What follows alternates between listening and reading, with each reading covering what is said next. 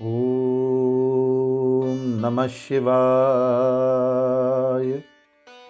श्री शिव गीता 7वां अध्याय। श्री रामचंद्र बोले, हे भगवन, जो कुछ मैंने प्रश्न किया है वह जो अभी उसी प्रकार स्थित है। हे महेश्वर, आपने इस विषय का कोई उत्तर नहीं दिया। हे महेश्वर, आपका देह परिच्छिन्न परिमाण यह सब कुछ करने के योग्य है, फिर सब संसार की उत्पत्ति पालन नाश कैसे करते हो?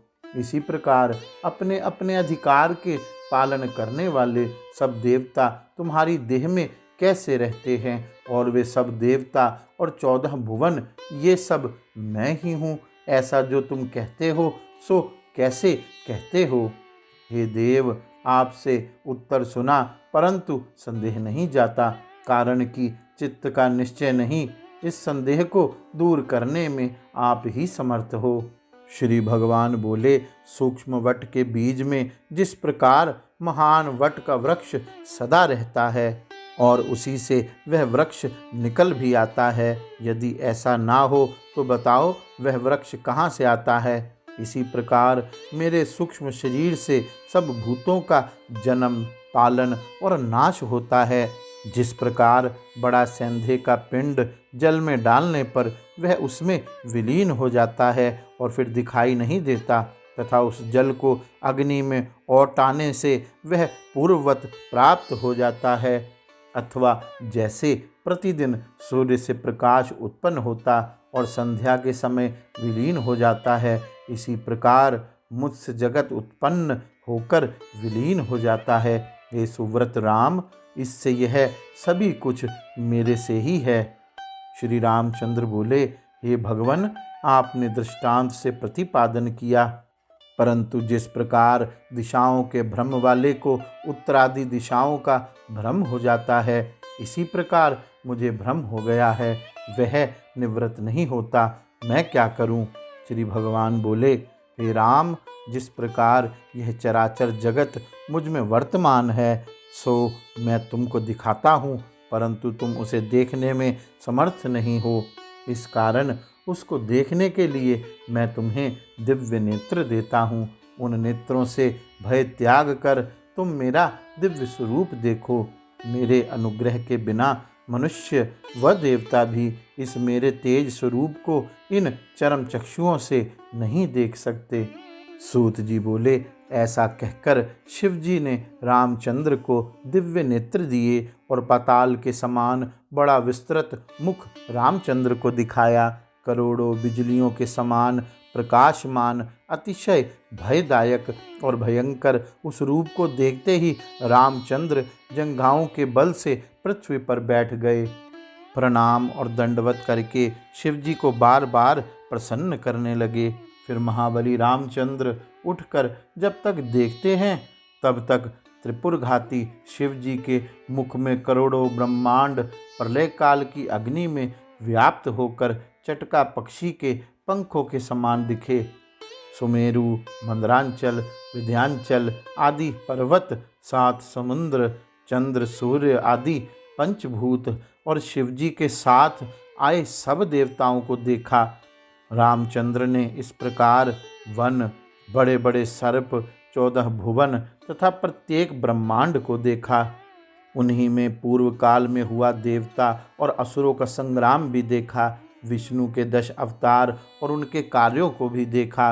युद्ध में देवताओं की पराजय, शिवजी का त्रिपुरासुर को मारना, इसी प्रकार उत्पन्न हुए संपूर्ण जीवों का लय तथा अनुत्पन्न जीवों को लय होता देखा। रामचंद्र भयभीत हो बारंबार प्रणाम करने लगे। यद्यपि रामचंद्र को तत्वज्ञान भी हो गया था, तथापि भयभीत हो गए। तब उपनिषदों का सार और अर्थ रूप वाणी से वह शिवजी की स्तुति करने लगे। श्री रामचंद्र बोले, हे विश्वेश्वर, हे शरणागत, हे चंद्रशेखर, प्रसन्न हो और संसार के भय से मुझ अनाथ की रक्षा कीजिए। हे शंकर, यह भूमि और इस पर उत्पन्न होने वाले वृक्ष आदि सब आपसे ही उत्पन्न हुए हैं। ये सब नित्य तुम्ही में स्थित रहते हैं। हे शिव, अंत में ये सब तुम ही में विलीन हो जाते हैं। ब्रह्मा, इंद्र, एकादश रुद्र, मरुदगण, गंधर्व, यक्ष, असुर, सिद्ध, गंगा आदि नदी, सागर, ये सब हे शूल धारण करने वाले तुम्हारे मुख में दिखते हैं। हे चंद्रमौले, तुम्हारी माया से कल्पित हुआ यह विश्व तुम्हारे ही स्वरूप में प्रतीत होता है। इसे भ्रांति युक्त होकर पुरुष इस प्रकार से देखते हैं जिस प्रकार से शुक्ति में रजत का और रस्सी में सर्प का भ्रम उत्पन्न होता है।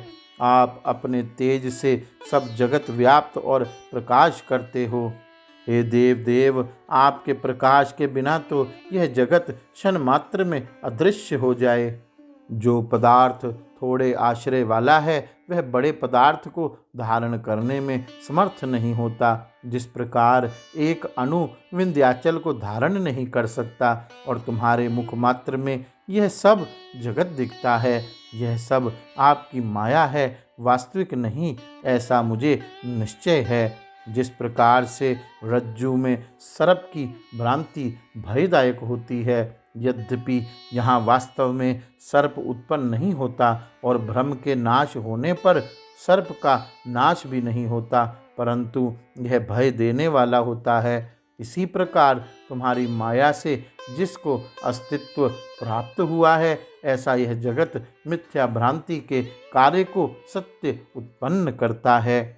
जो यह तुम्हारा शरीर जगत का आधारभूत दिखता है, यदि विचार दृष्टि से देखा जाए तो भी यह अज्ञान दृष्टि की कल्पना है, कारण कि तुम सच्चिदानंद रूप और सर्वत्र पूर्ण हो। ऐसा है तो कर्मकांड प्रतिपादक सर्वश्रुति व्यर्थ हुई, पर ऐसा नहीं। यज्ञ, इष्टापूर्ति, दान, अध्यान आदि कर्मों का फल तुम कर्ता को देते हो, यह कर्मकांड पर विश्वास रखने का प्रमाण है। किंतु महापुण्यों के उदय से जब ब्रह्म का साक्षात्कार होता है और यह सब प्रपंच तुमसे अभिन्न दिखने लगता है, तब तुम क्या कर्मों का फल देते हो, अर्थात नहीं देते। तब कर्मकांड प्रतिपादक कथा असिद्ध हो जाती है। ज्ञानहीन अविचारी पुरुष ही पूजा, यज्ञ आदि बाह्य कर्मों से शिव संतुष्ट होते हैं, ऐसा कहते हैं, परंतु यह ठीक नहीं, कारण कि जो अमूर्त, परिमाण रहित और अनंत है उसको भोग की लिप्सा नहीं होती। इसी प्रकार किंचित बेलपत्र व चुल्लू भर जल जो प्रीति से आपको देता है, वह प्रीति से स्वीकार करके आप उसे स्वराज्य पद देते हो, यह भी माया से कल्पित है, ऐसा मेरा निश्चय है। तुम ही एक पुराण पुरुष, संपूर्ण दिशा, विदिशा और विश्व में व्याप्त हो। इस जगत के नाश होने में भी तुम्हारी हानि नहीं हो सकती।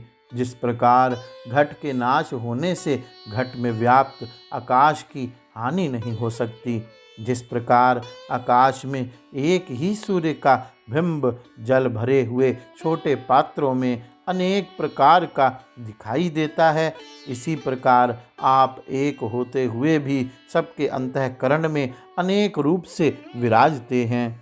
संसार के उत्पत्ति, पालन और नाश होने में भी तुम्हारा कुछ कर्तव्य नहीं है। केवल अनादि सिद्ध देहधारियों के कर्मानुसार स्वप्नवत तुम सब कार्य करते हो। जीव ईश्वर में केवल बिंब और प्रतिबिंब के समान अंतर है। हे शंभु, स्थूल और सूक्ष्म दोनों जड़ देहों में आत्म तत्व के सिवाय दूसरा चैतन्य अंश नहीं है। सुख दुख जो दोनों देह को होते हैं, उनकी कहने वाली श्रुति केवल आप में आरोप करती है, वास्तविक नहीं है। हे भगवान, सच्चिदानंद स्वरूप, समुद्र में हंस रूप नीलकंठ, काल स्वरूप, भक्तजनों के संपूर्ण पातक दूर करने वाले और सबके साक्षी, आपको मेरा नमस्कार है। सूत जी बोले, इस प्रकार विश्वेश्वर को प्रणाम कर हाथ जोड़ विस्मित हो रामचंद्र परमेश शिवजी से बोले। श्री रामचंद्र बोले, हे विश्वात्मन, यह अपना विश्वरूप आप उपसंहार करिए। हे शंभु, आपके अनुग्रह से आप में एकात्मय जगत को देखकर मुझे प्रतीति हुई। श्री भगवान बोले, हे महाबाहो, मुझसे दूसरा कोई नहीं है। सूत जी बोले, ऐसा कहकर शिव जी ने अपने देह में से देवादिकों को गुप्त किया और आंख खोलकर फिर रामचंद्र प्रसन्न होकर देखते हैं। उसी समय पर्वत के श्रृंग पर व्याघ्र चरम पर स्थित पंचमुख नीलकंठ त्रिलोचन शिव जी को देखा, जो व्याघ्र चरम का वस्त्र ओढ़े, शरीर में विभूति लगाए, सर्प के कंकन पहने, नाग का यज्ञोपवीत धारे, व्याघ्र चरम की ही उत्तरीय पहने, बिजली के समान पीली जटा धारे, इकले मस्तक पर चंद्रमा धारे, श्रेष्ठ भक्तों को अभय देने वाले, चार भुजा, शत्रुनाशक परशा धारण किए, मृग हाथ में लिए, सब जगत के पति शिव जी को देख उनकी आज्ञा में मन लगाए प्रणाम करके रामचंद्र स्थित हुए। तब शिव जी रामचंद्र से बोले, जो जो तुम्हारे पूछने की इच्छा है वह तुम सब पूछो। हे राम, मेरे सिवाय दूसरा कोई तुम्हारा गुरु नहीं है। गौरी शंकर भगवान की जय। ओम नमः शिवाय।